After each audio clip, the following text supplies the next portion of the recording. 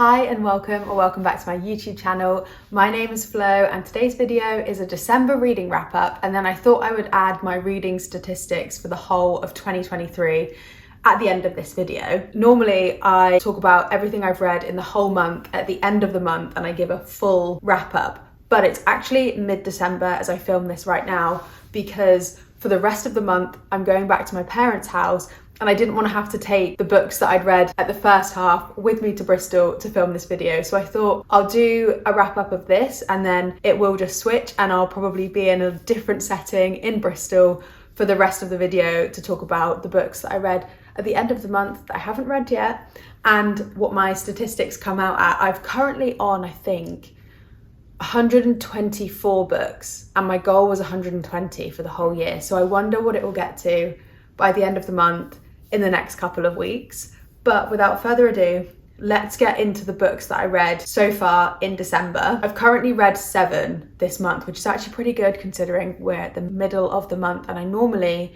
read between 10 and 15 books maybe. So we're like right on smack bang where we should be for halfway through the month. But if I start with the first book that I read this month, it's called Upon a Frosted Star, and I talk about this in my winter reading vlog, so I won't go into the detail too much because I give a full breakdown in that video as to what the premise of the book is and my thoughts as I went through it. But I gave it 2 out of 5 stars. It's a Swan Lake retelling and it's nothing like I've read before. It's kind of like, I guess, enchanting mystery type romance, but it was just so different to anything that I've read. And I listened to it on audiobook and there was almost a point where I was going to DNF it and then I got through it because the chapters are really small.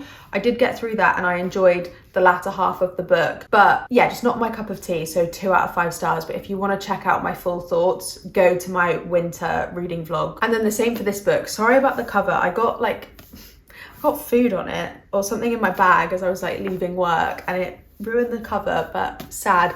This was another book that was on my festive reading vlog, but I rated it 3 out of 5 stars. I loved it a lot more than the first book and I read this in paperback. Again, full thoughts about the story and everything is on that vlog, but it follows on from A Merry Little Meet Cute, which was also co-written by Julie Murphy and Sierra Simone. I read that book last year, listened to the audiobook of it, and I enjoyed it. I rated it 3 out of 5 stars because I always say this, but I don't love rom-coms and I just didn't feel gripped into it. I was just listening to it and I really enjoy it, but for me 3 out of 5 stars is a good rating. I'd say like 2 out of 5 stars is my mediocre enjoyment, like got through it, all good. I don't ever rate a DNF because I didn't finish it, so I just leave it. So I've never rated anything 1 star, but 2 star would be meh, was okay, wouldn't reread it. 3 was yes, I enjoyed it, but didn't like obsess or think anything beyond just, yeah, it was enjoyable. And then 4 star for me is I really enjoyed this book. And then 5 star is I absolutely loved it. But sometimes I'm never consistent. So anyway, this is a 3 out of 5 and it follows on from A Merry Little Meet Cute, as I said, but it follows a different character. So there's an Ink boy band, which is like a broken boy band. I guess it's kind of very like One Direction style, but they split up a while ago, but they're still friends. It's Nolan Shaw, Callum, and then what's the name of the other guy? But I have a feeling that the other guy, whatever his name is, he's gonna end up being the next book that comes out probably next Christmas time. So this is the second book in that like standalone but series thing that these 2 authors have co-written. First book followed Nolan Shaw and his relationship with Bea, who they co-starred in a film together in Christmas Notch. And then this next book follows Callum, who's the K in Ink, and he stars in a Christmas film that's also filmed at Christmas Notch, but with Winnie Baker. They're kind of like a friends with benefit vibe to start with, and then it talks about their relationship because Callum is running like a pizza parlor before this film, and then like a sex tape gets released about him. So then after this sex tape, the film industry are like, oh yeah, we'll get you on set to film like a raunchy Christmas film, and that's the premise of this book. And then Winnie is a good girl turned bad type vibe, and she used to be like in a very religious setting in this family friendly TV series, and then her ex-husband cheats on her, but then he says in the press that she cheated, so she gets this like good girl turned bad attention in the media and the press. So then her agent is like, why don't you go and star in this raunchy Christmas film and monopolize upon that image? And so both of them have kind of been recruited to star in this new film series to jump off of the back of their new images that are portrayed in the media. And so because she's a good girl, she's never had an orgasm before. And so she then leans into Callum, who she's known throughout her whole acting career, leans into him and is like, hey, can you help me? And so they end up very friends with benefits, and then lots of twists and turns happen. And it's a cute, warm, fuzzy, rom-com-esque vibe. I love that I said I wasn't going to talk about this book too much, and then I just went into it. But you can get my reactions as I'm reading this and all the twists and turns in that vlog that I mentioned. So yeah, 3 out of 5 stars, enjoyed it, but haven't thought about it since, not obsessed. And then the next book I read is Say You Swear. This will also be coming out in a vlog soon that I haven't posted yet, so I won't talk about it too much. But also with this book, I will say one thing, is that a lot of people on TikTok and social media have said, go into it blind and know nothing about it because of the twists and turns. So for this book, I 100% recommend it if you want a college romance that has so much emotional, gripping, sad but happy twists and turns and storylines in it. You'll fall in love with the characters. It was really great. I gave it 4 out of 5 stars, but I don't want to say any more because I want, if you haven't read it, I want you to go in blind to it because you won't expect the plot twist. Whereas for me, because I'd looked at a lot of social media, like aesthetic videos, but also what was being posted on Bookstagram, Pinterest, I knew what was going to happen and it spoiled it for me a bit. So that's why I only gave it 4 out of 5 stars. I think had I gone into it knowing nothing, I would have rated it 5 stars. So that is all I'm going to say about this book, but trust me, read it. It's really, really great, emotionally gripping. Loved it. And then the next book that I read was Divine Rivals, but I listened to it on audiobook using my Everand subscription. I've wanted to read this book for a long time now, and I'm glad I read it. It's a YA. I rated it 4 out of 5 stars. I think I think the hype maybe made me not love it as much. It didn't quite meet my expectations, but obviously I still really enjoyed it because I gave it 4 out of 5 stars. But it's set in sort of a mystical war time, and it follows Iris and Roman, and they are rivals. Iris and Roman are both journalists and they work for this newspaper, and they're both running to get the same promotion. I think she writes obituaries for fallen soldiers, but then I don't know what Roman writes. I can't remember now. But they're in this newspaper, but then Iris decides that she needs to leave because of her mum struggling with alcohol abuse. She really struggles with that family dynamic, plus her brother's off at war, so she's going through it. So she leaves and she goes to the front line, and Roman follows her. They are both trying to uncover the secrets of the war. And just generally, I can't remember much about it as I'm just thinking off the top of my head, but I did really enjoy it, and I know that it's the first one in a series, so I'll be excited when the sequel comes out. But it's very like enemies to lovers plotline, but also, even though it's a mystical war, you get a lot of World War II sort of imagery in my head, I think, as I was listening to it. It's about how Iris wants to find her brother because she's gone through everything that she has with her mum and is really struggling with that and wants to find her brother again to connect with him. So yeah, she goes to the front line. So it's quite cool that it's this love dynamic and how Roman and Iris are enemies, but then they start looking out for each other and their relationship builds, whilst also Iris is trying to uncover the secrets of the war, but also uncover the mystery of where her brother's gone because she hasn't heard from him. He promised he would write her, and then she just never heard from him. He disappeared off the face of the earth. So yeah, in my head there was a lot of assumptions that I had as I was reading, and I thought the author was going to take me one way, but then we got moved into a completely different direction. So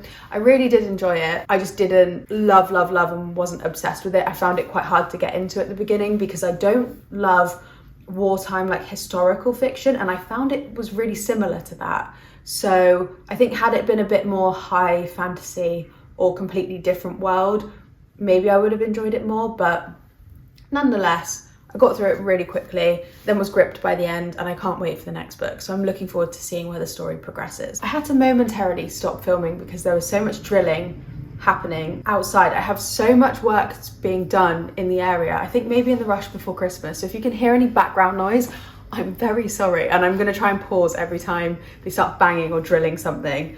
But let's continue because this next book, oh my goodness, my favorite book that I've read so far this month. It's definitely in the top books that I've read this year. It's so great. I talk about it in another wrap-up video that I have recently filmed. So my full thoughts will be in that video, and I'll link it if it's already out. I can't remember whether this one comes first or that video comes after. Anyway, I'm babbling, but this book is so good. If you can't guess, I gave it 5 stars.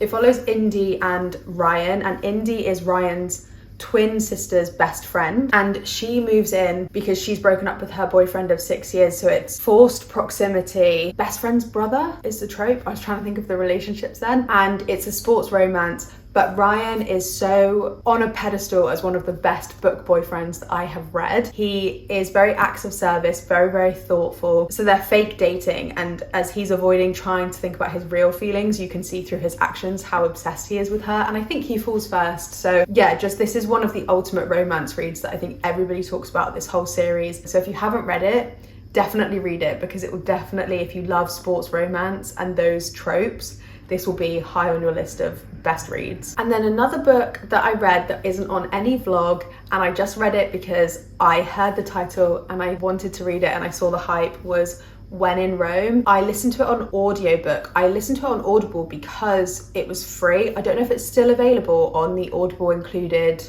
subscription. So if you have it and you haven't listened to this or read it, definitely check that out, because I didn't use a credit. And it was so great because I've been really homesick at the moment living in London. I really wanted sort of a lot of small town romance reads at the moment, because I just find so much comfort in that when I'm in a busy city and I miss the small town that I grew up in at home, or like my family. I read these types of books because they provide me so much comfort, and almost like a little, you escape into the quiet of these towns that these authors have created, and it's so great. So When in Rome follows Noah and Amelia. Amelia is a famous pop star and she wants to escape to Rome. So Amelia had watched this Audrey Hepburn movie, Roman Holiday, and she was like, I want to go to Rome, but because I'm a famous pop singer, my tour starts soon, I can't go to Italy, Rome. So she goes to the next best thing, which is Rome, Kentucky, a small town where Noah owns a pie shop that's been handed down through the family generations, and he is like, I will never fall in love with someone that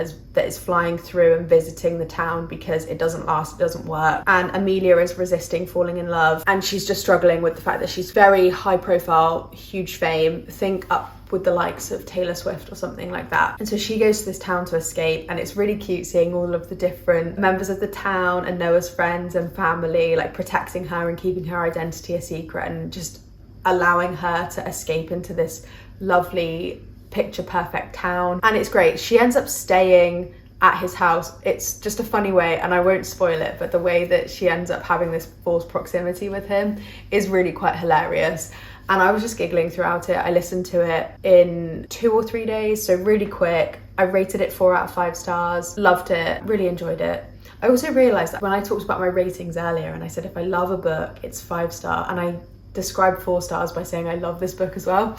I told you I'm inconsistent, but there's loving a book and then there's loving a book. So if I'm obsessed over it, I'll rate it 5. But if I just love it and I like it and I enjoyed it, it's a 4-star. There's no method to the madness, as I mentioned, but yeah, this one was a 4-star, really nice rom-com. And I don't normally love rom-coms, like I've said, but as a mood reader, it gave me absolutely everything I needed, needing that small town romance fix. So yeah, really good, and I didn't spend a credit, so great read and would recommend. And then the next book that I read was The Simple Wild, and if you can guess from my face, I gave it 5 stars. I just finished this book yesterday. I wasn't expecting much about this book, and it is in another vlog that is coming out in the future, so I won't spoil it. But like I said, I really needed a small town romance, and this gave it. This is set in remote Alaska, so it was giving the winter feels as well. Like, it talks about mountains and snow. It gave me the fix that I wanted. It follows Carla and Jonah, and then also Carla's struggle with her dad Ren, because Carla grew up in her first 2 years of her life in this remote town in Alaska because her dad Ren owns a pilot plane company, and he basically uses these small planes to connect other remote areas of Alaska to supplies, food, medical things, and then also helps tourists get where they want to go if they want to go hiking, fishing, camping, anything like that. And he fell in love with Carla's mum at a bar, out of Alaska, I think, and they fell in love and they tried to make it work. So Carla's mum moved to Alaska, but she couldn't deal, she was a city girl, she couldn't deal with how remote it was. So then she takes Carla away at 2 years old and tries to get Ren to go with her, but obviously Ren's life is in this town in Alaska, so they end up essentially getting a divorce, breaking up, not speaking for 24 years. But then Carla gets a call from one of her dad's friends saying that she needs to come and visit her dad because her dad is sick. And so the story is her reconnecting with her dad in this remote town, and then she falls in love with this grumpy other pilot called Jonah, and they, I guess it's enemies to lovers. They try and like resist each other at first, they don't get on. He calls her Barbie, like he thinks that she's a city snobby girl and she thinks he's really grumpy and just unpleasant, and they don't get on at the beginning. So it's really nice seeing the twists in that and how they develop from literally really disliking each other to him looking out for her while she's going through it with her dad and her family dynamic. So I didn't expect so much from this book and I love it, and it's the first book in a series, so I am going to be running to this next book. If it's not in this December wrap up, I would be really surprised, but I do have a few books on a pile that I'm taking home to my family's house over Christmas to finish. So I'm hoping I manage to squeeze the sequel in, but if I don't, it'll probably be in my January wrap up. So you can bet you'll be hearing more from me about this series and how I feel as the story develops. But those are the books that I've read so far. So I will probably cut this video and then you'll see me in Bristol at the end of the month giving the wrap up about the rest of the books that I read in December. So I am back, and like I said, I'm at my parents' house in Bristol and I've got a few more books that I've read, but actually I'm not at the end of December yet, so this isn't a full month's reading wrap up. I know I always do, like I normally film the reading wrap ups because I work full time a little bit before month end anyway, but it's actually before Christmas, and the reason I'm doing it so early is because my parents are out and I normally get such filming anxiety. I only film like TikToks and YouTubes and everything when I'm home alone, and I don't think before month end I'm gonna get another opportunity to be home alone when it's light outside. But I just get so scared when they're home to like film and talk really loudly while I'm filming,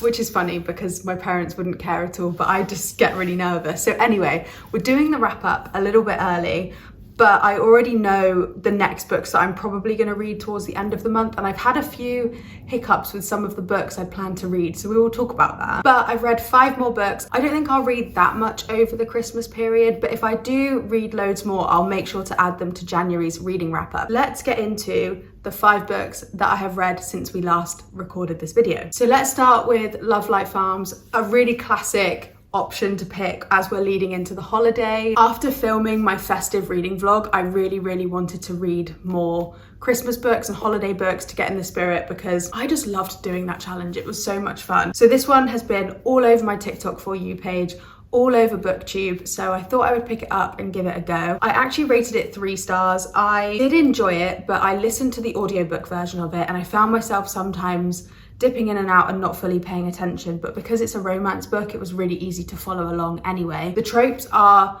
friends to lovers and fake dating, and essentially Stella and Luca are best friends and they live in this town, and she owns a Christmas tree farm, Love Light Farms, and she is in money trouble, and so she enters this competition with this influencer to try and win the prize, I guess, to get money to help save the farm. But in her application, she puts that she's got a boyfriend and that they own this farm together. And then when she gets selected by the influencer as one of the candidates or like the finalists, she has to find a fake boyfriend and convince this person that they're dating to help with the story. And like, I guess it's like the X Factor sob story behind the farm. And she thought she stood a better chance if there was a lot of romance involved and that she was doing it with her boyfriend. It's very picture perfect. So Luca, the best friend, gets roped in to be her fake boyfriend.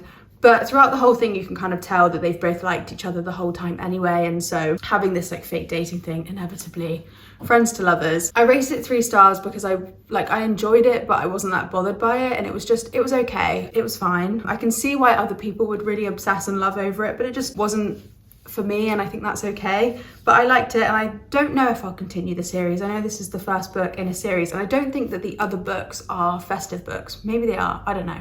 But they don't look like it on the cover. So yeah, 3 stars. Glad I listened to it. Got me slightly in the festive spirit. So yeah, not bad. And then another book I read was actually a novella called The Naughty, the Nice and the Nanny by Willa Nash, who is Debney Perry, I believe. I rated this 5 stars. It was a novella, so I listened to it on my drive back from London to Bristol because the time it took when I sped up the audiobook, it was only just over 2 hours, which is the perfect amount of time to be listening to it while driving. I listened to it the entire way and I loved it because I just loved the trope so much. So it's single dad and the nanny, and the characters are Natalie and Maddox. Maddox has a daughter and he is this like wealthy business owner. His family are quite wealthy as well, but Natalie and Maddox went to school together. So Natalie stayed in the town and she's a nanny, but Maddox comes back, I think it's Montana. Is it Montana? I think so. He comes back home for the holidays from LA, but he's contemplating moving with his daughter anyway because the mum isn't very nice. She's not really in the picture. They got divorced, so he's raising his daughter, but because he's got this really flourishing business, he's busy all the time. The daughter acts out and is a bit naughty, and so he has a nanny over the holidays, but I think the daughter had gone through like 32 nannies in a year because she's been acting out a lot, but I think she's quite young. I think she's only 7. And so Natalie comes to the house last minute because he needs like the old nanny bailed before the holidays, and she's home and she has a gap between jobs. So she's like, yep, I'll come and be a nanny for this guy that she didn't know who he was because she really needed the money. But when she turns up, she recognizes him from school, but he doesn't recognize her. And so she starts nannying, and then he obviously realizes they went to school together later down the line. But it's kind of very cute, very predictable, but in the best way, where like she helps with the daughter's behavior, then they fall in love, and etc, etc. Really, really cute, fluffy holiday romance that got me into the festive spirit while I was driving home. So I really, really recommend that if it's not too late to suggest that. I think some people even were listening to it throughout the year. Like you can get it free on Audible. Just a really great, quick, easy book. So yeah, I loved that one and I would recommend it. And then another book that I listened to on audiobook, I have the paperback in my apartment, so I don't have it to hold, but is Wildfire by Hannah Grace, and it continues in the Maple Hills series. Icebreaker was the first one, hockey romance. This, even though it features a hockey player, was not hockey romance because the 2 main characters go to a summer camp. So it was really rogue that I was listening to this in the winter holiday season. I was saving the book for warmer weather, but I just think I was really on a romance hype this period, and I don't know why, but I think I prefer typically romances in the summer, maybe more fantasy books in the winter, now that I've started adding different genres to my reading. But I was just really in the mood for just a light-hearted romance, and I find with audiobook, what I've tried to do is any romances that I have on my TBR, I try to listen to them, but any fantasy books or other genres, I try to read in paperback, because I think I messed up with ACOTAR when I listened to the audiobook because I didn't pay as much attention to it as maybe the book deserved, which is why I probably didn't enjoy it that much. So I've really started to find my way with my reading taste a bit more this year. And yeah, I just fancied listening to this romance, so I listened to it. I had it on the Libby app. I was on a wait list to get a copy of the audiobook to loan it from the library, and it came about, so I was like, right, I'll listen to it. So yeah, I enjoyed it. It was 4-star. Wasn't as good as Icebreaker in my opinion. I think because I do like the ice hockey romance side and you don't necessarily see that. That was probably the only reason it didn't get 5-star. But it was set at a camp. Both Russ and Aurora, they're the main characters. They have a one-night stand before they go to summer camp when they're at college. They're both at Maple Hills together. Then they go to the summer camp not realizing that the other person is going. They see each other, and there's a bit of miscommunication trope at the beginning, which no one loves, but the book, like the author recognizes that it's miscommunication. Like in their dialogue, they're making a joke about how they miscommunicated.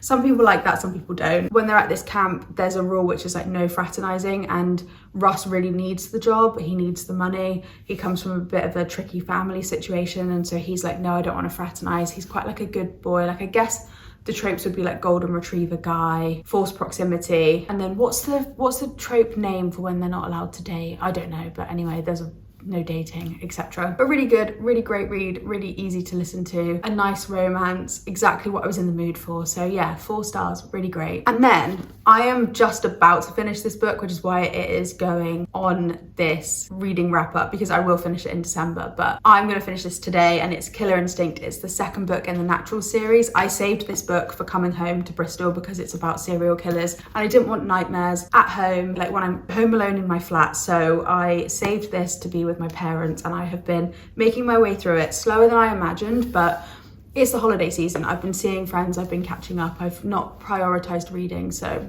Like I just do a little bit in bed, and when I'm not commuting to work and I don't have that tube journey, I realise how much less I read, because the tube is just such a great way to get some reading time in. So I've been doing this. Hi, come here.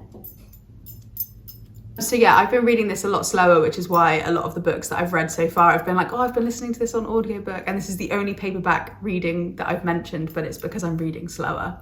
But that's okay. I'm driving a lot, which is why, because in London I don't drive, whereas at home I drive a lot, so I'm listening to audiobooks all the time.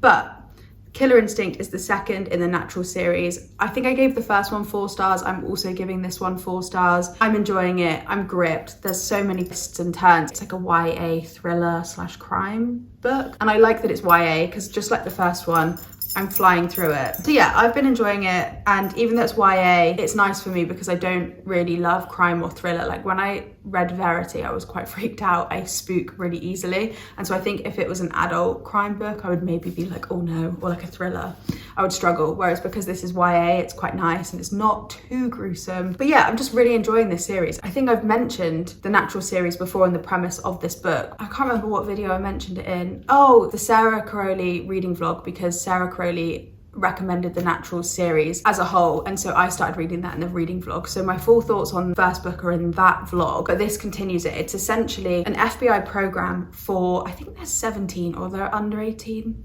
maybe. They're still in high school, I believe. Each of these kids has been plucked purposefully to join this Naturals program because they're a natural at some kind of tool that the FBI use to solve cases. So Cassie, the main girl, is a profiler, and she can easily like do a deep dive into someone's backstory just from looking at them and gaining a sense from them. And then there's another guy called Michael who's like an emotion reader. This is a continuation of the love triangle between her, Dean, and Michael. And then also the first book focused on like Cassie's mum was murdered and then something happens, and so whilst they're supposed to be solving cold cases, they got dragged into an active case. Same is happening here, where they're getting dragged into an active case even though the main FBI adults do not want them to do it. But it's basically Dean's father was a serial killer, and there's like a copycat serial killer out there, and so they're using Dean and unpicking his brain, but then also using the others. And the others are sort of, they weren't allowed to play a part in it at the beginning, but then they are really like trying to get involved and like meddling and like, yeah, just classic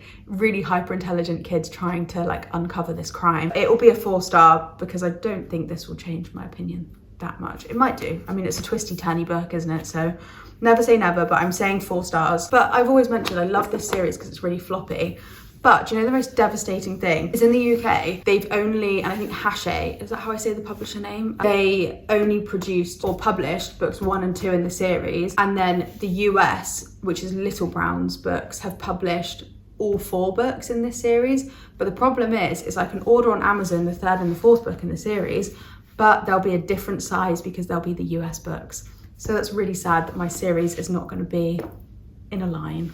I don't think that they're going to produce the other 2 in this series, but I might hang on and see what happens. I'm not in a rush to finish this series, which again indicates it's not a 5-star for me. So 4-star, really enjoy it and recommend the whole series. It's such an easy read in the best way. So the next book that we should talk about is a novella that I listened to called That One Night, because I got this book for my birthday, Pucking Around by Emily Rath. I also got the second book.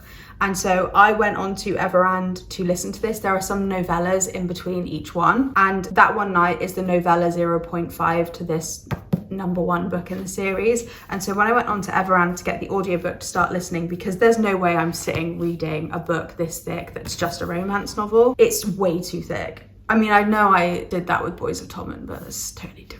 Yeah, so I got the Everand audiobook and the novella came attached to the first one. So my intention was to read the novella and also read this. The novella is, so the main characters were Rachel and Jake, and they also are in this book as well. And I didn't really know anything about this book when my friend sent it to me for my birthday. I didn't watch any of the book talk, like videos or anything, so I have no idea what this book was about. I genuinely thought it was a fluffy ice hockey romance, much to the same theme of The Deal, Icebreaker, Consider Me, anything like that. I was wrong. The first novella, I rated it 3 stars, but actually thinking about it, I'd probably change it to a 2, because it was essentially how Rachel and Jake meet at a bar, and the whole novella is just a hookup scene. It's just them spending one night in a hotel, and they're strangers, they don't give each other their names, and it's just literally full-blown smut. And then you go into this book and you think it's about how they end up crossing paths again. So I'm partway through this book, I think I'm about a third of the way through, and it's about how they reconnect, but then there's just so many other elements to this book as well. It's very, very smutty. I don't really love smutty books. I struggle with dark romance, and I also struggle with like really, really smutty books. I sometimes I felt like with the novella, the smut overtook the plot and it just wasn't very good writing. I just really struggled with it. And then I wanted to go into this, but as I've mentioned, I'm at home. I cannot look my parents in the eye as I am listening to this audiobook. And if you've read this book, you'll know exactly what I mean. Even the novella was hard, it's so smutty. And when I was listening to the novella, I was listening to it while I was in my room working from home. And then whenever Dad moves my car, my phone Bluetooth connects to the car. So then he started listening to the smut scene, and I didn't know that. I was like, why is my headphones just disconnected? I kept pressing play, and Dad was clearly pressing pause because he could tell it was a smut scene. Just a whole thing. So I'm like, I can't finish this book whilst I'm at home. I will wait until January when I'm back in London by myself to get through this. But my friends bought me the first book and the second book, so I'll be really sad if I struggle to get through this because of the smut. Some people love smut, and I'm happy for that. I have no criticism. If you love smut, you should read the books that you love, and you should read the books that you want to read. Life is too short to read books that you don't like at the same, on the same token. So because of that, I hope that I can get through this book and I do like it, and then I do the second one. But why are her books so thick? This is so unnecessary. And I'm even finding that as I'm listening to it, I'm like, they're just building up the other characters, because it's essentially one girl, three guys, and a why choose trope. And there are content warnings at the beginning of this book, which obviously I didn't read when I started listening to the audiobook, so I was listening to the audiobook. But if you like smut, you love ice hockey, then this will be it, but like smut on another level. And it's funny because my friends love buying me the smuttiest books that are on my Amazon wishlist for my birthday. It does make me laugh every time because they've also got me the Mindfuck series. And then my other friend also bought me Hunting Adeline. So I've said I don't like dark romance or like high smut, so maybe I'll do a separate video of me trying to read these books and giving my thoughts. But I just blush, and I can't look at my parents in the eye. Sometimes I love it if I'm in the mood for it, it's great, but not at Christmas with your family, this book. So that one's on pause, but I did read that one night. So that's the 5 books that I have read so far. And so I'm gonna finish Killer Instinct in this next hour. And then I'm also listening to sort of cleanse myself out of the high smut is Check and Mate by Ali Hazelwood. I have the paperback at home, but in a romance mood, so I'm listening to that on audiobook. And then I've also got another Ali Hazelwood book that I've saved that I managed to get for free on audiobook, which I think is Love Theoretically. It's the one with the orange cover. So I'm hoping to get through those. So I was also going to go through my reading statistics at the end of this video. So to update you, currently, including Killer Instinct, I have read 130 books this year. And I've been seeing a lot of book talk videos where people are calling out people for sharing their book statistics and saying it's making people feel bad or whatever. I would never want my book goals or my book statistics or reading challenges or anything I do make people feel bad. The reason I have read so much this year is because it is my way of coping. It helps me with my mental health. I have really struggled with the cost of living crisis because I moved into my own apartment in London just before it, and then everything hiked in price. So I could not really afford to socialize. And a way that I've dealt with that is by writing my own novel and reading books and spending money on books instead of alcohol. I've stopped drinking or reducing significantly because I've really struggled with how much a night out costs me, or I don't go for dinner with friends. And so I've just been making changes to my lifestyle to accommodate for cost of living, but also how much more anxious I felt since coming out of COVID. So reading's really helped me, and I've started to listen to a lot more audiobooks while I'm working, and I found other apps. So I did a video ages ago about saving money on books and apps I use. And so I've started to use some of those apps for free, like Libby, and then I got an Everand subscription. And so because I'm not paying singularly for a credit like I do on Audible, I've been able to listen to a lot more books. And it's not been so much of I don't want to waste an Audible credit on a book if I don't know I'll like it. If it's on Everand, if it's on Libby, I'll just listen to it. So that's really helped.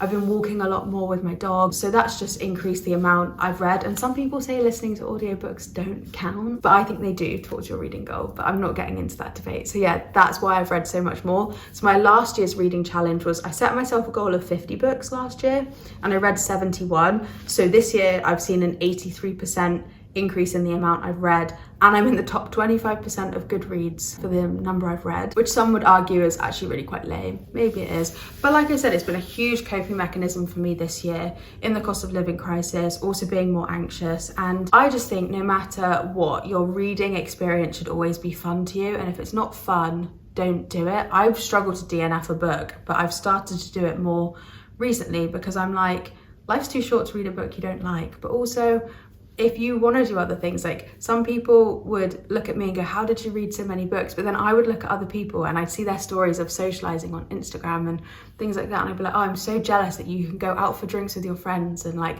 go out for food and you have so many friends, and like things always look different on the other side. So the grass isn't always greener. So like, just because I've read loads of books doesn't really mean anything. It just means that I've enjoyed reading, and I have been reading as much as possible for myself, not for anything. Like, the challenge is nice, and I love Goodreads to record the books I've read and like reflect at the end of the year, but I don't like set myself up where I have to read a certain amount. I just do read a lot generally because I don't get out that much. So yeah, that sort of wraps up my reading statistics as well, which I said I'd go through this year. So I think I should finish the year just over 130 books. And yeah, that's been a like 83% increase in the amount I've read in the past year compared to last year's challenge.